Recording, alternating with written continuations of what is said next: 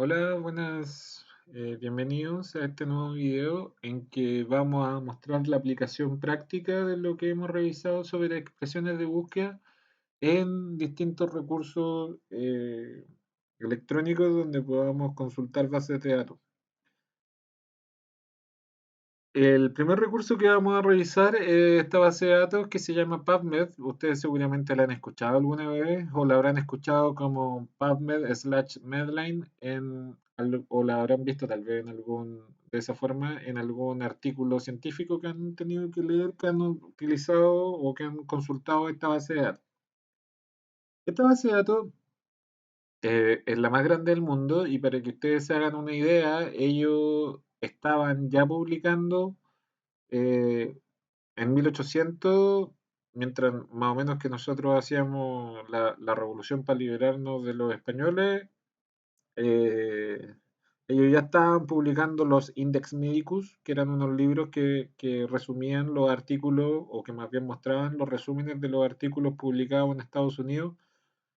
Eh, Esto fue así hasta más o menos esto se siguió publicando así hasta más o menos 1960, en que cuando la tecnología permitió el uso de computadores, bueno, PubMed se traspasó rápidamente al uso de computadores, primero con discos, primero con cintas, después con discos que vendían o que te llegaban mensualmente, y ya después en línea, cuando apareció en línea. De hecho, no estoy tan seguro, no lo he confirmado, pero alguna vez me comentaron que la primera conexión de Chile para algo a Internet, para un tema no gubernamental ni militar, fue para conectarse a PubMed. Y, ¿qué más puedo comentarles de PubMed? Yo les diría que PubMed es el primer lugar que ustedes deben dirigirse cuando van a empezar una revisión de información y de literatura científica en el área de la salud. Por eso mismo que les comentaba recién, son grandes, históricamente son los mayores. Desde el principio, o más bien podemos encontrar información desde 1960 en adelante. eh, es lo que se llama una base de datos referencial. Eso quiere decir que nos hace referencia a que existe un artículo, no directamente nos da acceso al texto completo del artículo que estamos mirando, simplemente nos dice que existe. Para acceder a los artículos probablemente tengamos que pagar o recurrir a las bases de datos de acceso de pago que probablemente algunos de ustedes habrán tenido oportunidad de utilizar en su tiempo universitario o gozarán de algún acceso provisto por alguna universidad o por CONICET. Pero bueno, este es el primer sitio en el que tenemos que buscar, porque además PubMed y Medline depende de la Biblioteca Nacional de Medicina, que a su vez depende de la Biblioteca del Congreso de Estados Unidos. Eso, en palabras simples, se traduce en que tienen muchos recursos. Y el motor de búsqueda es súper bueno, las posibilidades son múltiples y además incluyen libros, o sea, incluyen revistas de todo el mundo, de todos los países del mundo, y vamos a encontrar en todos los idiomas, español, inglés, no sé, hasta Swahili probablemente vamos a encontrar porque hace poco descubrí que es un lenguaje bien hablado en África. Eh, por eso debemos tener cuidado a la hora de utilizar PubMed porque si bien hay muchos o la gran mayoría de los resultados están en inglés porque es una base de datos estadounidense que es de acceso gratuito, pero igual sigue siendo estadounidense y además que está el hecho de que más o menos el 70% de las publicaciones científicas se hacen en inglés, más allá del idioma vernáculo de los autores. Así que estamos condenados, querámoslo o no, a mejorar nuestra habilidad del inglés y a utilizar recursos como PubMed si es que queremos investigar en el área de la salud eh, cualquier tema bibliográficamente. Entonces, es bien sencillo, ha cambiado su interfaz. eh, y está en proceso de cambio permanente. Muchas cosas que antes funcionaban y que me parecían maravillosas, ahora ya no funcionan tan bien, pero está en proceso de evolución, así que hay que adaptarse y mejorar. Esta de acá es la caja de búsqueda. Como en Google, han tratado de simplificarlo y dar una imagen de un motor de búsqueda eh, más simple. Entonces, en esta caja de búsqueda nosotros vamos a colocar nuestra expresión de búsqueda. Nuestra expresión de búsqueda, como dijimos, es el resultado de haber eh, el resultado de tener un escenario clínico que desembocó en una pregunta y esa pregunta la procesamos a través de un picot donde seleccionamos las partes importantes y ahora ya estamos listos para relacionar esas palabras del picot con los operadores booleanos y hacer una búsqueda. Y eso que nosotros vamos a llamar expresión de búsqueda va a ir en esta caja, la caja de búsqueda. Más abajo vamos a encontrar esta columna con estos iconos donde hay distintas funciones de PubMed. Si se fijan, hay guías de cómo usar PubMed aquí, si es que a ustedes no les gusta mi forma de guiarlo a través de este sitio. Eh, Acá en la siguiente columna, en Find, vamos a encontrar la búsqueda avanzada y los clinical queries y el Single Citation Matcher. Nosotros vamos a utilizar estos tres recursos a lo largo de estos videos que explican PubMed. En Download, nos vamos, aquí no, realmente yo no ocupo ni una de estas herramientas, son más para gente que va a desarrollar algunas aplicaciones que consulten PubMed de manera automática, qué sé yo. Y en la última columna de explorar está la base de datos Match, que es la que vamos a utilizar y vamos a ver caso si alcanzo a mostrarle la aplicación de Journals. Están los artículos que son trendings, los que más interesantes y la literatura más relevante últimamente. Pero nos vamos a centrar en este cuadrito azul donde está el cuadro de búsqueda. Esto era solamente la presentación de la portada. Aquí vamos a buscar. ¿Y cómo buscamos en PubMed? Es muy simple. Tenemos que escribir en inglés, naturalmente, porque es el idioma de los programadores de PubMed. Así que vamos a hacer un pequeño ejercicio de lo más simple a lo más específico, entonces, o a lo más complicado. Así que vamos a partir, yo tengo o estoy más bien planteándome una búsqueda inicial sobre cambio climático, climate change, y voy a dar enter y buscar directamente. Así nosotros vemos los resultados en PubMed una vez que ejecutamos una búsqueda. Esto que acabo de ejecutar es mi búsqueda y Climate Change es mi expresión de búsqueda. Si nos fijamos a lo largo de la pantalla, vamos a ver un montón de cosas que, que- que vamos a revisar a continuación, pero por ahora les quiero mostrar otra cosa. Les quiero que se fijen en esta oportunidad solamente en la cantidad de resultados. 63.590 resultados. Esto probablemente esta cantidad de resultados se deba a que en este momento la base de datos está utilizando dos términos distintos para buscar, clima y cambio. El clima y el cambio, como podemos ver eh, en cómo destaca PubMed la ocurrencia de las palabras, porque ahora estamos buscando por palabra, se puede apreciar que en algunos casos el clima solamente se marca como la palabra clima y no necesariamente está vinculado a la palabra cambio. Nosotros normalmente no vamos a querer eso. Nosotros vamos a querer que aparezca vinculado cambio climático, climate change. Eh, ¿Cómo vamos a hacer eso? Para que PubMed entienda que esto es solamente una cosa, lo que vamos a hacer va a ser encerrarlo entre comillas. Una vez que nosotros encerramos entre comillas el término y le damos al botón de search, nuestros 63.500 resultados se reducen a 53.500 resultados. o sea, más o menos 10.000 resultados menos de una sola vez.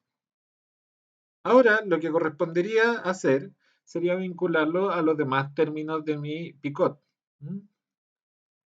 O mi PCC si es que fuese uno de estos estudios Umbrella o más bien de estos, se me olvida el término, Scoping Review. Bueno, lo vamos a vincular con el siguiente término de mi operador, mediante un operador booleano. Vamos a mezclarlo con AND. Y aquí vamos a colocar el siguiente término que nos interesa, que es cólera. Entonces, si se fijan, en solamente dos movimientos, es decir, colocar uno de los términos o transformar dos palabras en un solo término mediante el uso de comillas y mezclarlo con un operador booleano y otra variable, pasamos de 53.000 resultados a 116 resultados. Muy simple. Como dijimos en la presentación de este de ayer, eh, nosotros estamos buscando entre un mínimo de 50 y ojalá unos 200 300 resultados. De ahí pueden ser más, pero por ahí. Si nos fijamos, ya tenemos 116 resultados y eso podría ser suficiente para empezar a trabajar en esto. ¿Cómo sería, eh, cómo sería ideal, digamos? Si se fijan, esta es la dinámica de una expresión de búsqueda. Tengo un término y otro término unido por un operador booleano. Eso es lo básico. Eso es lo básico de buscar en PubMed y así debemos hacerlo. Recordar siempre que la expresión de búsqueda debe reflejar el picot y el picot a su vez debe extraerse de la pregunta. Ya. Ahora vamos a ver qué es lo que tenemos en esta pantalla de resultados porque vamos a suponer que nuestra expresión de búsqueda ya representa nuestro picot. Bueno, lo primero que tenemos que ver es que eh, es esta opción que se llama Sort By, mejor, eh, mejor match, ¿eh? El que se parece más. Vamos a apretar este botón que se llama Display Options y vamos a ir aquí donde dice formato, dice Summary. El formato resumido es este formato que estamos viendo actualmente. Lo que nosotros vamos a hacer va a ser cambiar el formato Summary al formato Abstract. Ese cambio va a hacer que nosotros ya podamos visualizar los resultados o todos los resultados con su resumen. Entonces ya cuando empezamos a hacer el proceso de selección o de lectura de los abstracts, de los resúmenes, podemos ir seleccionándolos sin tener que entrar uno por uno. Y si me interesa este artículo, voy a marcar la casilla de selección que aparece arriba de cada referencia y cada vez que marque debería aparecer este indicativo o este mensaje de que ha sido seleccionado un ítem. Cuando marque más van a ir apareciendo he seleccionado 2, 3, 4, 5 y así. Podemos seleccionar no me acuerdo cuántos cientos de ítems, así que no nos preocupemos tanto de eso. Eh, hay varias cosas interesantes aquí. Si se fijan, voy a desmarcar esta selección para mostrar las otras opciones del Sort By. Acá en Display Options, además, puedo ordenar por distintas formas los resultados. Actualmente está el que se acerca más a lo que yo acabo de preguntar, pero también podría ser el más reciente o la opción que yo prefiero siempre es la fecha de publicación. Y finalmente, como son 116 resultados y no me gusta cambiar de página tan seguido, voy a decirle que quiero ver 50 resultados por página. Así que esas son todas las opciones que voy a dejar seleccionadas en el Display Options y como vamos a ver ha cambiado nuestro orden, la forma en que visualizamos los resultados, que pasó de resumido al formato que incluye el abstract, lo ordenamos por fecha de publicación, desde el más reciente al más antiguo, y además le solicitamos ver 50 resultados por página. Con eso ya podemos ver nuestros resultados más o menos bien. Empezamos por revisar lo que estoy tratando de destacar ahora, que es lo que podríamos llamar la referencia de este documento, es decir, el título abreviado, año, volumen y páginas. Una cosa que me parece interesante destacar en esto es el uso del DOI. El DOI que estoy tratando de destacar en este resultado es un número que se le asigna, o más bien DOI, que tal vez lo deje un poco más claro esta explicación. DOI significa Digital Object Identifier o identificador de objetos digitales. Los objetos digitales pueden ser cualquiera, ya sean fotografías, mapas, artículos científicos, libros científicos, páginas web, todo puede tener un DOI. Hay muchas personas que he detectado que tienen la creencia de que el DOI es un atributo de un artículo científico, pero no, es un atributo de un objeto digital y lo que hace es que permite ubicar este artículo siempre. Se vuelve un link permanente, como lo que antes conocíamos aquellos que en algún momento aprendieron HTML como un link permanente.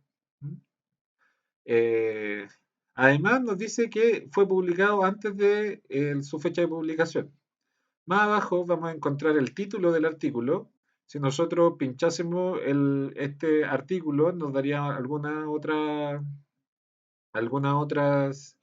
opciones que vamos a revisar en cuanto termine de mostrarle qué es lo que pasa con cada resultado. Luego vienen eh, los autores, la afiliación.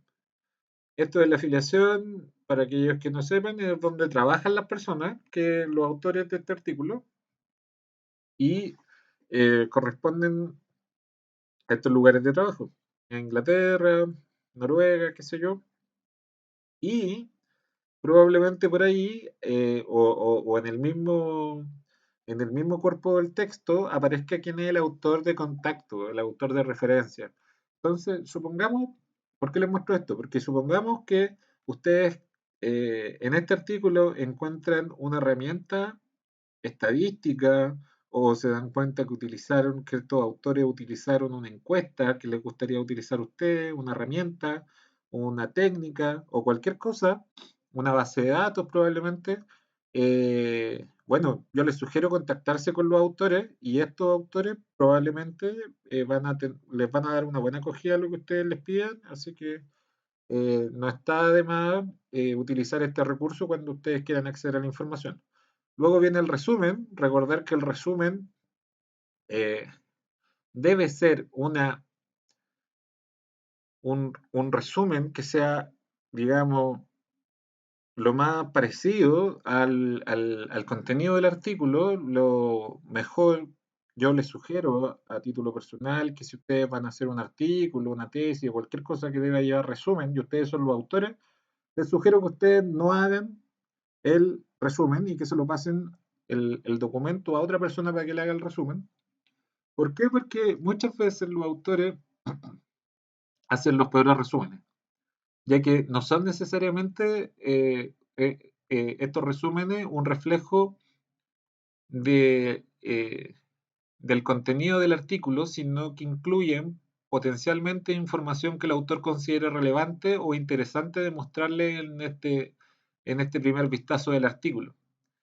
Pero la verdad es que un buen artículo debería tener un abstract estructurado, un resumen estructurado que incluya las secciones que el artículo va a tener, eh, siendo como la condensación de estos resultados y, digamos, con la condensación de cada sección, de lo más importante de cada sección, para el entendimiento acelerado de si este artículo me sirve o no me sirve.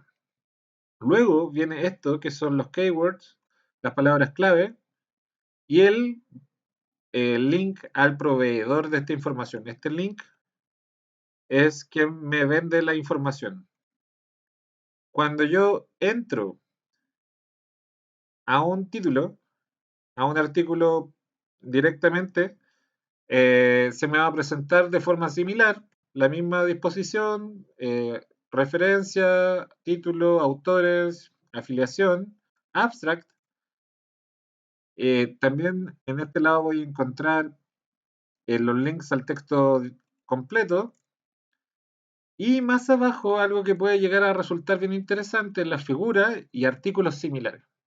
Esto puede llegar a ser bien útil cuando nosotros no sabemos en qué dirección hacer nuestra pregunta y estamos haciendo algo de exploración. Puede ser que aquí aparezca algo bien interesante para nosotros. Eh, y si se fijan, aquí nos dice buscar más artículos similares o todos los artículos similares.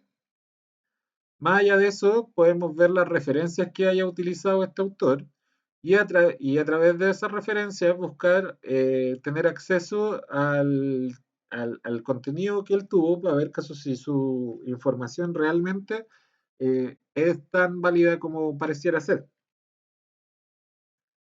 Y además el financiamiento que tuvo y además recursos que pueden ser interesantes para nosotros. Aquí están las figuras, qué sé yo.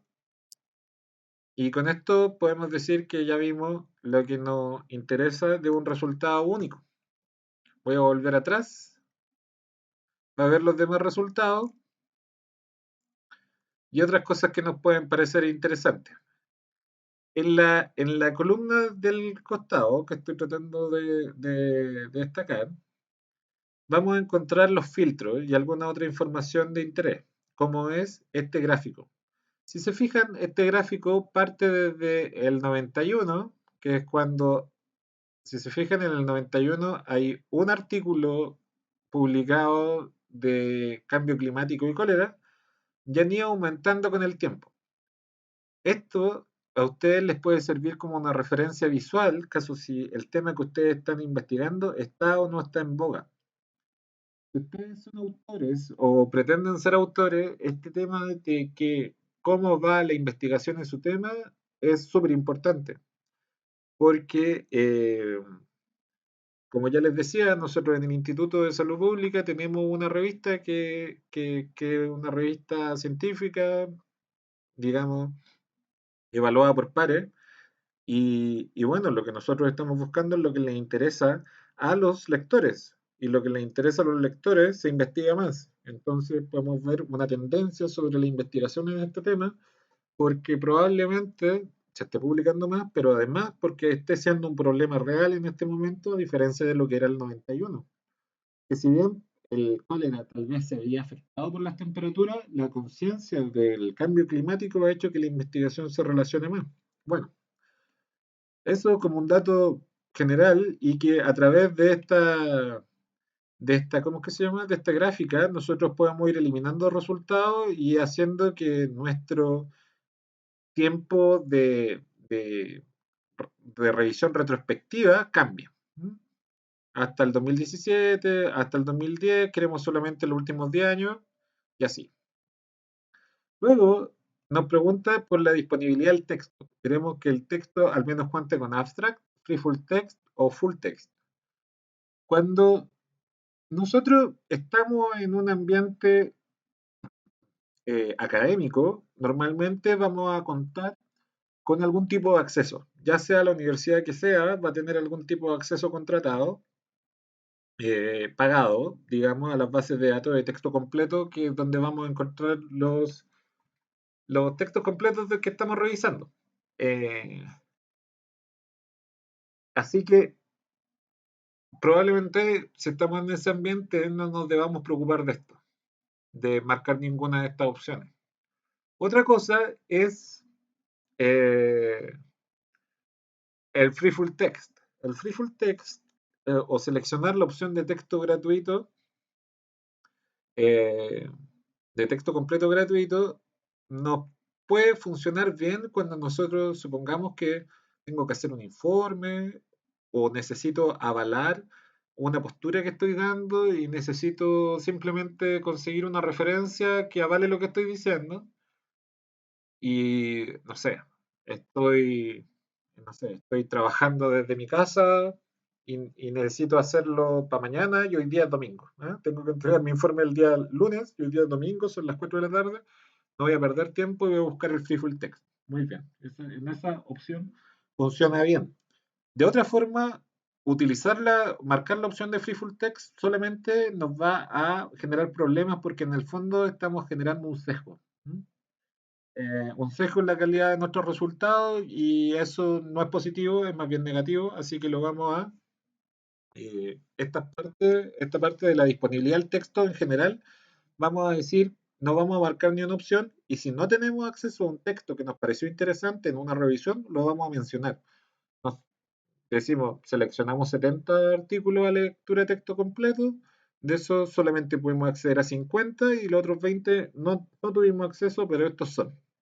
Por si acaso en esos 20 justo decía lo contrario que lo que ustedes están diciendo, no sé. Pero igual es bueno declararlo que simplemente no tuvieron acceso y eso ya los libera de algún tipo de responsabilidad. Cómo se información del artículo y esto es lo que me interesa más que nosotros veamos el tipo de artículo. ¿Se acuerdan que en algún momento de la presentación les comenté que dependiendo del tipo de pregunta se responde mejor un tipo o dependiendo del tipo de pregunta hay un tipo de artículo que responde mejor a ese tipo de pregunta? Bueno, aquí lo podemos ver. Aquí tenemos distintos tipos de filtros que podemos utilizar. Por ejemplo, dijimos que el mejor nivel de evidencia que podemos conseguir son las revisiones sistemáticas y las revisiones sistemáticas con metaanálisis. Así que en esas condiciones tenemos solamente 4 resultados. Ahora nos quedaría, una vez que se actualizó la página, ahora nos quedaría revisar caso si estos 4 resultados tienen el nivel que nosotros esperamos o responden la pregunta que nosotros estamos haciendo en definitiva. Eh, el siguiente filtro es la fecha de publicación, que es el tiempo retrospectivo que nosotros vamos a revisar. Si marcamos la opción eh, Custom Range o rango adaptado, no sé, apropiado, eh, podemos seleccionar las fechas incluso con día. Además vamos a ver aquí el botón que dice Additional Filters y nos van a aparecer todo el resto de los filtros que están disponibles que no están con acceso rápido. Entonces, donde dice tipo de artículos, vamos a ver que hay un montón de tipos de artículos posibles de buscar. Hay algunos que son más interesantes que el otro y que no son tipos de artículo previamente tal, según yo. Por ejemplo, el estudios comparativos. Estudios comparativos es un súper buen filtro, sobre todo cuando nosotros estamos buscando cosas que tengan que ver con terapia, porque generalmente en las cosas de terapia se compara el tratamiento A con el tratamiento B. Es una comparación. Luego de eso vamos a tener los estudios de validación, cuando nosotros estemos validando una técnica. eh, ¿Qué más interesante? Bueno, y los distintos tipos de estudios clínicos, las distintas fases y así. Luego vamos al filtro de humanos, al filtro de lenguaje, como pueden ver aquí aparece partiendo el lenguaje afrikaans, albano, arábico, chino, checo, esperanto, no sé cómo se dice, el hindi, el italiano, y aquí vamos a llegar en algún punto al Spanish. Vamos a marcar la opción de Spanish. Vamos a decir sex o género, hombre o mujer, journal y las edades que nos permite hacer, eh, si bien hay algunos grupos específicos, también podemos ir agrupando. Por ejemplo, si nos interesa del día del nacimiento hasta los 2 años, o así, vamos a ir generando el rango etario que corresponde al grupo del que yo me interesa para generar la validez externa. Presiono el botón Show Aquí me dice que tiene que ser en humanos. Voy a presionar el filtro porque solamente me lo mostró. Y además le digo que, además, bueno, tengo un solo resultado. Además de que tiene que ser en humanos, tiene que ser en español. Uf, no hay filtro. Fuimos demasiado específicos. Estamos pidiendo más de lo que puede dar la base de datos. ¿Mm? Voy a limpiar los filtros. Como se fijaron en esa línea que acaba de desaparecer, se destaca que hay filtro aplicado. ¿Se fijan? Aquí acabo de seleccionar el filtro de que debe tener abstract para destacar el hecho de que aparece aquí el filtro aplicado y que este filtro se va a seguir aplicando a las distintas búsquedas que yo siga haciendo y puede alterar de cierta forma nuestros resultados, por lo cual les llamo la atención sobre esto y que si van a cambiar de búsqueda deben pinchar el botón limpiar todo. Clear out.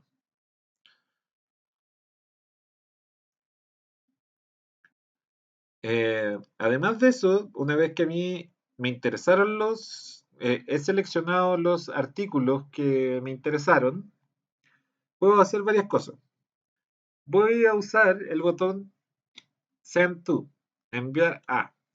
Puedo hacer, puedo enviar este artículo al clipboard. El clipboard es una súper buena herramienta que lo que permite hacer eh, es guardar estos resultados en un espacio virtual similar al portapapeles que trata de emular, donde yo puedo juntar los resultados de interés de distintas búsquedas que yo vaya generando y agruparlos en este clipboard para al final del día tratar de descargarlo o enviarlos por correo o enviárselo a alguien más directamente por el sistema de PubMed, por ejemplo, un bibliotecario, que soy bibliotecario, entonces trabajo en una biblioteca y me llegan a veces solicitudes de artículos a texto completo por esta vía. ¿Mm? Mi bibliografía, cuando hay uno de los problemas que pasa con mi bibliografía es que